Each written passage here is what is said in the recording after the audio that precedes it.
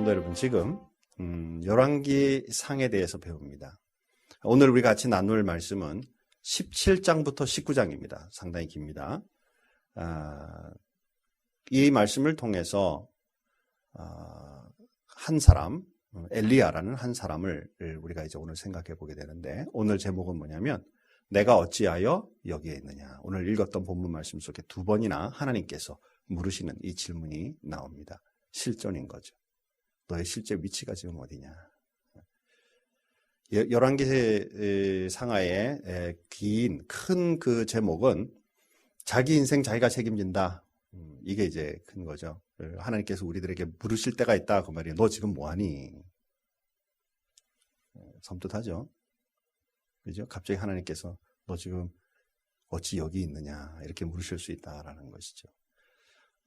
사랑하는 성도 여러분, 1장부터 16장까지 제가 오늘 왕들을 또 보여드릴까 하다가 너무 지루해서 오늘은 넘어가지만, 이스라엘 왕들이 쭉 나오죠. 좋은 왕, 나쁜 왕이 쭉 나옵니다. 그런데 갑자기 16장 지나 17장 딱 들어서면 왕들에 대해서는 이제는 그만 얘기하고 갑자기 한 사람 엘리야에 대하여 집중합니다. 17장에 이제 처음 나타나고 있는 엘리야의 모습 속에 사실은 시대적 배경이 있다 그 말이죠. 16장 마지막에 보니까 아합이 이세벨 그의 부인을 맞아들이면서 온갖 그 우상들을 이제 그 나라에 들여오게 되고, 그리고 온 국민들과 하나님의 말씀에 위배된 일들이 편만하게 되는, 보통화되는 그런 시대 속에 하나님께서 한 인물을 부르신다라는 것이죠. 그 사람이 바로 엘리야입니다. 이 엘리야를 통해서 말씀을 이어갈 때 그동안에 얘기하던 왕들에 대해서는 멈추게 되죠. 그리고 이제 17, 18, 19장 속에서 여러 가지 기적들과 함께 한 사람 엘리야를 세우는 모습이 19장에 나타납니다. 자, 오늘 이 부분들을 우리 같이 좀 생각해 보는데요. 넘어가기 전에 이제 배경으로 제가 좋아하는 거, 이거 그림 같은 거 이런 거 잘 보는 거, 오늘 잠깐 보면서 설명을 조금 한 다음에, 배경 설명을 좀 한 다음에 말씀을 대하도록 하겠습니다. 여기 유다라고 되어 있고 이스라엘이라고 되어 있죠. 그러니까 여기가 이제 남쪽 유다가 되고 북쪽 이스라엘이 됩니다. 거기에 지금 당시의 수도가 북쪽에서는 사마리아, 세겜, 그다음에 실로, 요 세 지역이 이제 주로 수도로 사용되게 되는데, 현재 지금 엘리야가 있는 아합 왕 시대는 여기 사마리아라는 이 지역이 이제 수도로서 왕궁이 있고 또 이제 정치를 지도하게 됩니다. 자, 그리고 오늘 배경에 이제 보면 18장에 갈멜산에서 바알과 아세라 선지자들과 싸움하는 장면이 나오죠. 그리고 나서 이제 그 선지자들을 다 죽이게 됩니다. 골짜기에서. 그리고 나서 이제 그 아합은 자기가 원래 지역으로 내려오게 되고 또 엘리야도 같이 내려오게 되죠. 지역상으로. 자, 그런데 오늘 본문에 보니까 이세벨이 자기가 좋아하고 자기가 섬기던 그 선지자들을 다 죽인 것을 알고 엘리야에게 너도 반드시 내가 죽인다라는 얘기를 하게 되죠. 19장 처음에부터. 이제 거기에 겁을 먹습니다. 그리고는 이제 엘리야가 도망을 가죠. 어디로 도망가느냐면 무작정 도망을 갑니다. 어디까지 내려가면 부엘셰바까지 내려가요. 유다까지 좀 넘어간 겁니다. 그렇죠? 이스라엘에서 넘어가가지고 부엘셰바까지 내려갑니다. 그리고 거기에 자기 동료들을 두고 그 다음엔 자기는 또 광야 쪽으로, 광야라 그러면 이 사해 옆쪽 여기 이 지역을 말합니다. 광야 쪽으로 일단은 도피를 합니다. 하루 정도 갔다가 이제는 너무 먹을 것도 없고 힘들죠. 언제 기회가 되면 사진들을 좀 보여드릴 수 있을지 모르겠는데 정말 아무것도 없어요. 풀 한 폭이 없을 만큼의 완전 광야입니다. 어쩌다가 이제 있죠. 로뎀나무. 이제 로뎀나무 밑에 가지고 이렇게 누워 있잖아요. 그 로뎀나무가 있는 곳은 그나마 그 밑에 물이 좀 있는 곳이죠. 그리고 로뎀나무가 뭐 엄청난 지금 여기에 그 참나무처럼 막 우거진 그런 나무가 아니에요. 그냥 뭐랄까요. 숲을 같이 그냥 그 풀처럼 좀 높은 거. 이런 나무죠. 겨우 그림자 좀 생겼는데 그 밑에 이렇게 쭈그리고 앉아서 이제 나 죽겠다고 지금 이제 있는 모습이 바로 성경에 나오는 거죠. 하루 정도 지나서 그러고 있을 때 천사가 물을 주고 이제 이렇게 해서 너 갈 길을 원래 가야 되니까 가자라고 얘기를 합니다. 그 다음에 40일 40야. 오늘 읽은 부분에서 보면 40일 40야를 애써 가서 이제 호렙산이라는 곳에 들어가 동굴에 숨게 되죠. 호렙산이 어디냐? 굉장히 지금도 못 찾고 있습니다. 지금도 그 호렙산은 신의 산이라고 하기도 하고요. 그래서 현재 관광객들이 가는 산은 바로 여기입니다. 지금 여기가 예루살렘이고 이스라엘이죠. 여기 지금 이집트입니다. 벌써 이쪽 지역은 다 이집트예요. 보통 관광객들이 지금 여기를 갑니다. 여기에 신의 산이라고 또는 호렙산이라고 여기면서 거기에 이제 가게 되는데 사실은 이 산이 정확한지 아닌지 몰라요. 단 이제 250년경에 이 캐톨릭에서 여기가 맞는 것 같다. 그래서 그냥 정해버린 거죠. 그래서 많은 사람들이 그 산까지 올라가게 됩니다. 그러나 많은 연구하는 분들이 여기뿐만 아니라 아마 여기 미디안 광야 속에 있을 것이다라고 보기도 합니다. 그리고 그 외에도 이 주변에 많은 이제 산들을 호렙산 또는 신의 산이다 이렇게 얘기를 하죠. 중요한 건 뭐냐면 구약의 성도들이나 신약의 성도들이 이 호렙산 혹은 신의 산에, 즉 하나님의 말씀을 받았다라고 말하는 이 산에 경배하러 가지 않는다라는 거예요. 그죠? 예루살렘 성전으로는 많은 사람들이 예배하러 가도 이 산을 찾아서 하나님의 임재하심을 기대하면서 가는 순례객은 없었다라는 것입니다. 요즘 시대에는 이제 관광이 발달하면서 가고 있지만 찾으려고 굉장히 노력하고 있죠. 지금도 상징적인 것뿐이다라는 것입니다. 중요한 것은 뭐냐면 아마 여기쯤에서 이제 그 도망 나왔던 지금 엘리야가 여기이든 여기이든 어딘지 모르지만 하나님의 말씀을 받았던 그 호렙산, 모세가 하나님을 만났던 그 호렙산에 지금 애써 이제 긴 시간 40일 40일 밤을 투자해서 지금 그곳에 가서 기거하고 있는 순간이죠. 그리고 그곳에서 하나님을 만난다라는 것입니다. 오늘 이것이 이제 전체적인 흐름이에요. 이제 시작이 어떻게 되느냐면 하나님께서 엘리야를 부르신 다음에 앞으로 3년 반 동안 절대 비가 안 오고 기근이 일어날 거다 이렇게 얘기를 하죠. 3년 동안 비가 안 오면 그렇죠. 우리 어스틴도 한 1, 2년 비 안 오니까 난리 나잖아요. 그냥 물도 주지 마라, 잔디도 주지 마라, 이런 잔디에 물 주지 마라, 이런 일들이 일어나잖아요.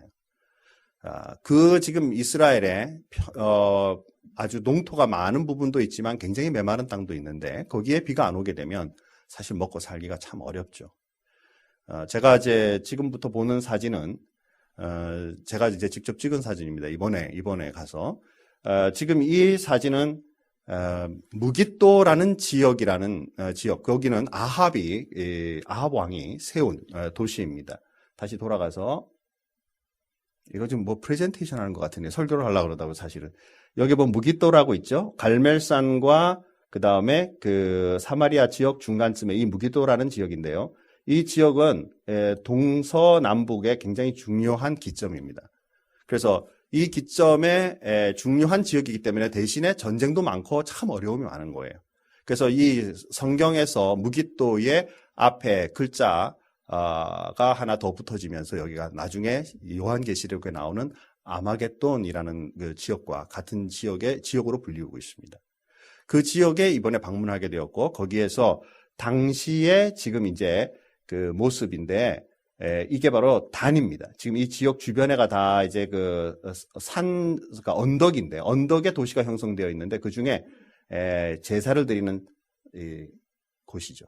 하나님의 전이 이 제사를 하나님 앞에 예배할 수 있는 유일한 공간인데도 산당을 없애지 않았다라는 열왕기상의 많은 부분에 의해서 무깃도에도 이러한 제단이 있죠. 이곳에서 이제 제사를 지냈던 것이죠. 자, 비가 오지 않은 그런 그 어려움이 분명히 있겠죠. 그런데 이 무깃도라는 지역에는 약 예수님 오시기 전 900년 또는 1000년 전에 다시 말해서 아합이 살던 그 시대 속에 혹은 솔로몬이 이 지역을 점령하고 회복시켰거든요. 그 지역 속에 우물 같은, 사실 우물은 아니고요. 인공으로 만든 물 저장소가 있어요. 지금 우리가 좀 전에서 사진을 보았던 곳은 여기입니다. 위에서 본 곳이고요. 거기에서 밑으로 내려다보면서 이거 인공을 만들어서 이 땅굴을 팠습니다. 지금으로부터 약 3000년 전에. 북한이 아니고. 물을 저장할 수 있는 것이죠. 자, 잠깐 보면요. 위에서 지금 아까 그 단을 내려다본 반대쪽에서 내려다보는 곳입니다. 이렇게 입구가 있고 사람들이 내려가게 되죠. 그리고 그 속에 들어가면 이런 땅, 지금 여기 물 저장소입니다. 그러나 지금은 사람들이 걸어서 이 길을 쭉 끝에까지 가게 되어 있죠. 끝에쯤 가면은 조만한 아직도 저 샘이 있는데 그 속에 물이 있어서 지금 이끼가 있는 것을 보게 됩니다. 마른 곳이 아니죠. 사랑하는 성도 여러분. 비나 이 물의 문제는 상당히 심각하죠, 사람들에게. 특별히 지금 우리가 본 북쪽 이스라엘에 속했던 한 지역을 보았지만 이 지역도 그 당시에는 나름 큰 도시였어요. 물 문제를 해결한다는 것은 생각보다 쉬운 문제는 아니죠.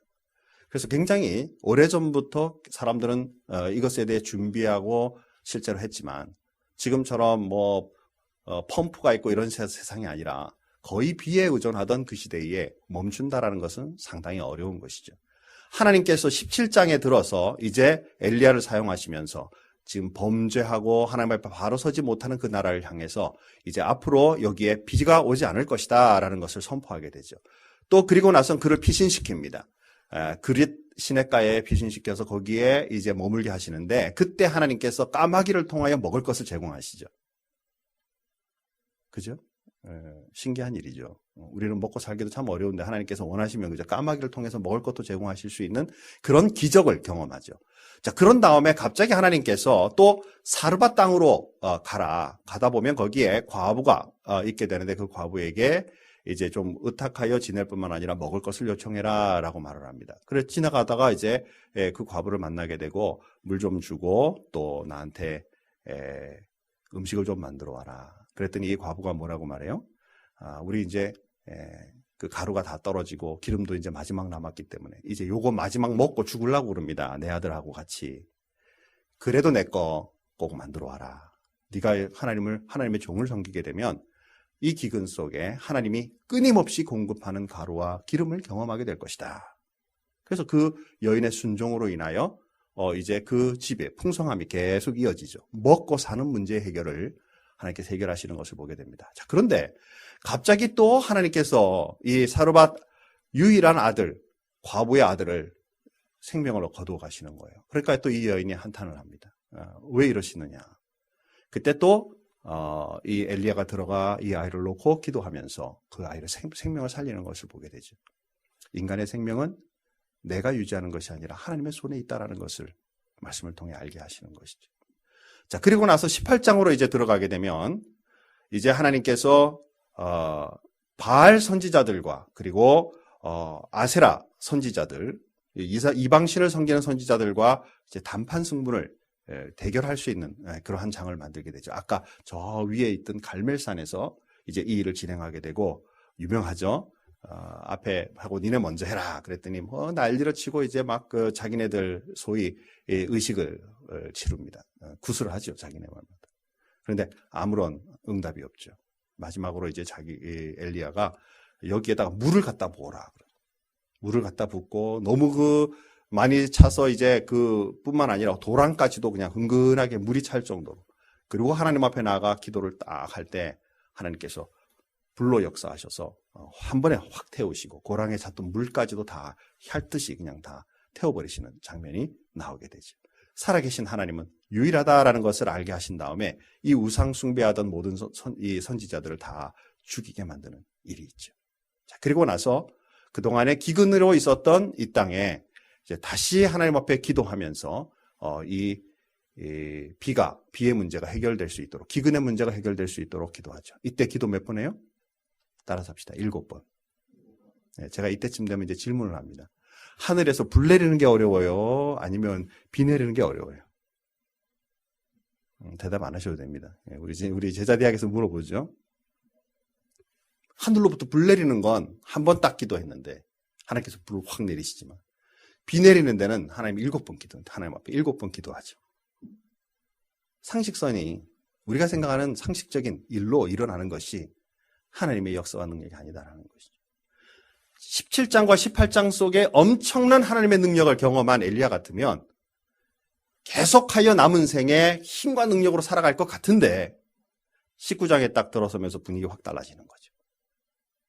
이게 우리 인간의 모습인 것 같아요. 19장에 들어서니까 이세벨이 너 내 선지자들 죽인 것처럼 너도 반드시 내가 죽인다. 너 못 죽이면 내 신들이 나에게 벌을 줄 거다. 이 한마디에 자기의 생명을 구하고자 도망가는 모습이 나오죠. 사랑하는 성도 여러분, 하나님 앞에 기도하면 불 내려주고 하나님 앞에 기도하면 물 주시고 죽은 생명 살리고 엄청난 먹고 사는 문제까지도 해결하신 하나님을 경험한 영적인 체험이 있는 하나님의 일꾼이 한 여인의 소리에 너 반드시 죽인다라는 그 말에 그의 생명을 보존하고자 도망가는 장면이 나온다라는 것이죠. 어떻게 그런 일이 있을 수 있을까? 그런데 우리 삶을 한번 잘 돌아봐요. 기도하며 하나님을 만났다, 성령의 체험이 있다, 능력이 있다, 말씀이 요즘에 달고 좋아요, 이러다가, 그죠? 좀 어려운 일 만나고, 경제적인 어려움 만나고, 사랑과 갈등 생기고, 좀 되는 일이 막히고, 하면 그 다음에는 푹 돌아서가지고, 하나님 어디 계시냐, 그죠? 죽여주옵소서. 나는 로뎀 나무가 필요하나이다, 이렇게. 자, 그리고 나서 호렙산으로 숨어들게 되죠. 그런데 그곳이 바로 하나님의 만남의 장소가 된다라는 것이. 다시 말하면 자기는 자기 생명 유지하려고 그동안에 주신 능력과 모든 은혜들을 다 팽개치고 돌아간다 할지라도 하나님은 결코 우리를 놓으시는 법이 없으시다라는 것이지. 이게 우리에게는 복음인 거죠. 우리가 때때로 좌절하죠. 열등의식 가지고 있죠. 비교하면서 사람들 사이에 일어나고 있는 일에 대해서 불만이 생기죠. 내 마음속에 슬며시 하나님은 사라지고 하나님의 능력은 사라지고 내가 왜 이런 일을 해야 돼? 라는 생각이 들면서 자꾸 인간적인 모습으로 눈 뜨면서 세상 거 묵상하고 있죠. 어려운 거 묵상하고 있죠. 내 자신 묵상하고 있죠. 그러나 하나님은 결코 그런 순간에도 우리를 놓지 않으신다라는 거죠. 오히려 우리를 돌아보시면서 너 언제 정신 차릴래? 라고 기다리시는 하나님인 것을 우리는 보게 되죠. 사랑하는 성도 여러분, 그 도망가 있는 그 엘리야에게 오늘 질문을 합니다. 내가 어찌하여 여기에 있느냐? 제가 여러분에게 질문합니다. 여러분 어찌해서 큰비교에 계십니까? 여러분 어찌해서 어시너와 계십니까? 이 질문 하나님이 정말 위치를 몰라서 그 사람 마음을 몰라서 물으신 질문일까요? 그죠? 범죄한 아담과 하와에게 내가 어디 있느냐라고 물으시던 그 하나님의 부르심이 정말 그들이 숨어가지고 숨바꼭질에 전혀 하나님 눈에 안 보이기 때문에 어디 있느냐라고 물은 것일까요? 이 질문 속에는 철저한 우리 인간의 실존이 우리의 영적 위치와 우리의 실제적인 삶의 위치를 물으시는 하나님의 음성인 것이죠. 이 말씀 속에는 삶을 회피하고 있는 자들에 대한 책망의 말씀이 있는 거예요. 이스라엘 봐라. 북이스라엘 봐라 지금. 제사장들 다 없애버리고 왕이 아무나 지명해서 지금 제사장 세워 하나님 앞에 제사한다고 말하는 이 나라를 봐라. 저 사람들 위치 다 잃어버렸다. 선지자들 너희들 하나님의 말씀을 증거한다는 너희들 지금 다 어디 갔니? 다 죽였어요. 다 어쨌어요. 다라고 핑계를 대지만 너마저도 지금 어디에 서 있는 거니? 네 직무를 안 하면 그 말씀을 들어야 될 그 사람들이 어디 있는 거니? 라고 물으시는 거죠. 예수를 믿고 있는 저와 여러분들이 하나님께서 우리에게 물으십니다. 하나님을 알지 못하는 많은 사람들이 아직도 우리 주변에 많은데 예수를 믿고 하나님을 아는 너희들이 네 위치를 안 지키면 네 사명을 회피하면 그들에게 어떻게 복음의 말씀이 전해지겠니? 사랑하는 성도 여러분, 이 세상을 한번 돌아보십시오.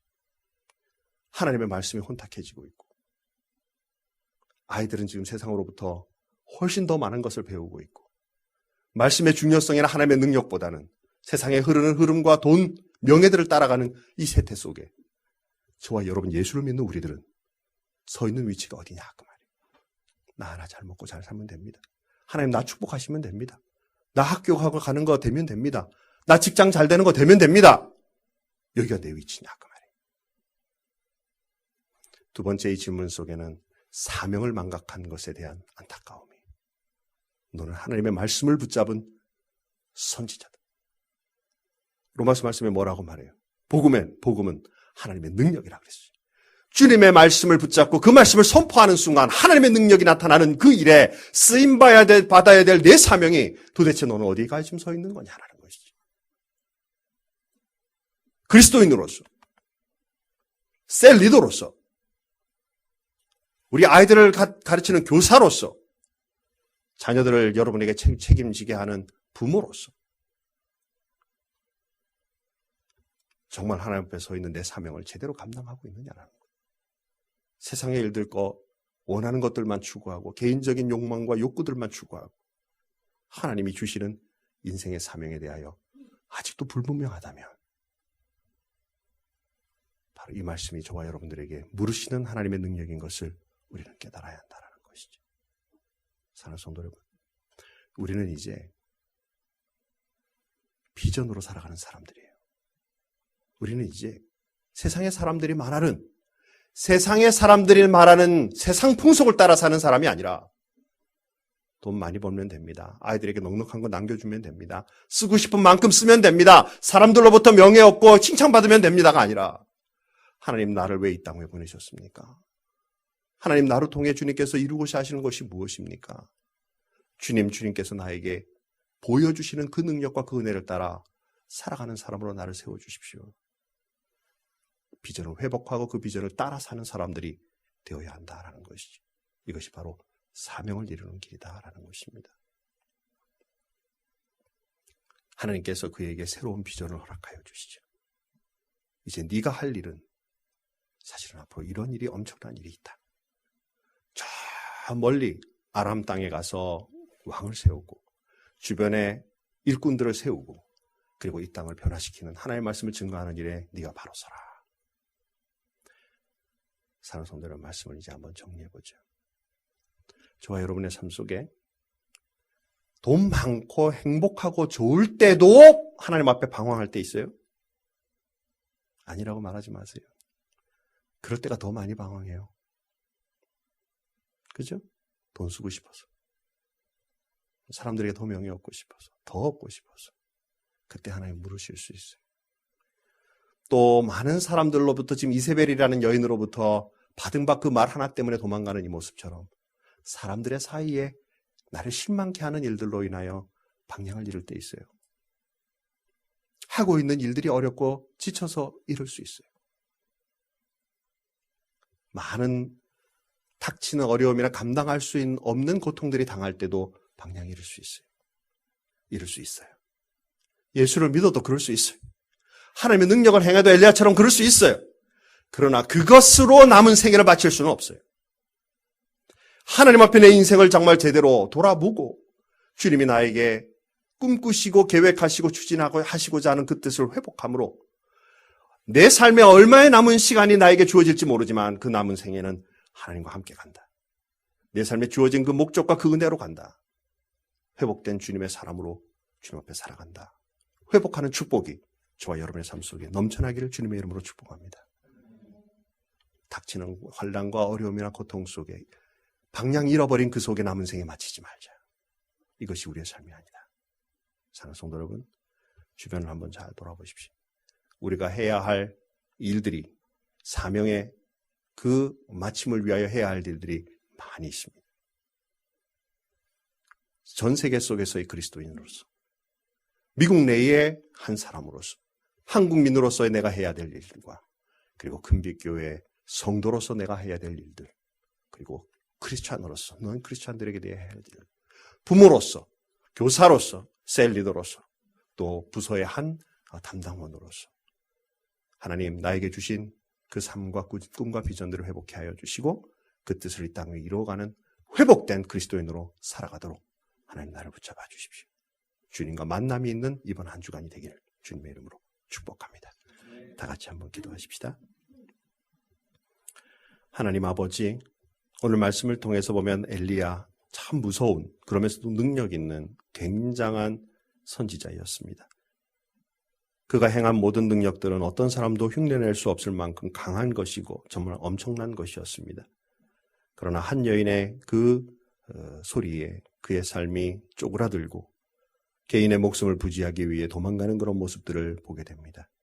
하나님, 우리는 모습은 달라도 비슷한 삶들을 우리 삶 속에 경험하곤 합니다.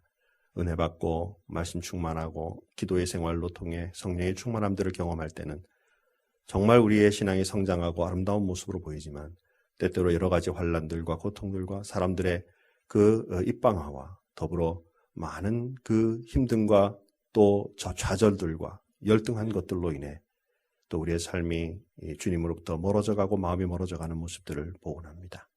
하나님께서 우리들에게 그때 물으시는 이 음성을 들을 수 있기를 원합니다. 내가 어찌하여 여기 있느냐?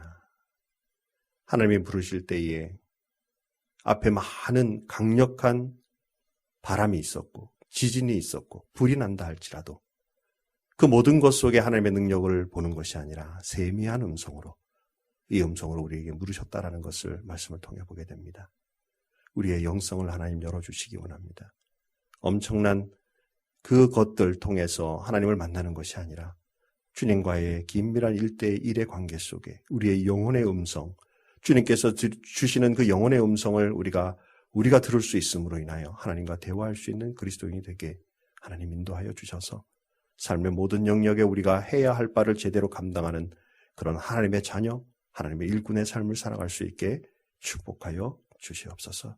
하나님 아버지, 우리 큰빛교회를 이 땅 위에 귀한 주님의 일터로 주님 세워주시기를 원합니다. 이 교회를 통해 지역과 세상 세계를 향해 하나님의 말씀 그 사랑을 선포하는 교회로 잘 성장할 수 있게 주님 인도하여 주옵소서. 감사하며 예수님의 이름으로 기도하옵나이다. 아멘.